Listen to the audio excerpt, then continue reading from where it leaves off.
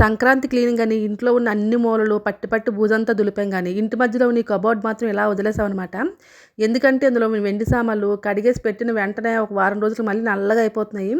ఏం చేయాలని ఆలోచిస్తుంటే ఇంతలో మా ఇంటికి వచ్చిన కుమారి అంటే పనికి వస్తుంది అనమాట. తను ఏం చెప్పిందంటే పక్కింట్లో ఒక వెండి సామాన్లు క్లీన్ చేసుకుని లిక్విడ్ ఉందమ్మా, చాలా బాగా పనిచేస్తుంది అన్నది. అడగమని చెప్పి వారం రోజుల నుంచి అంటే ఈరోజు అడిగి నెంబర్ పట్టుకుని వచ్చింది, అదే పేరు పట్టుకుని వచ్చింది.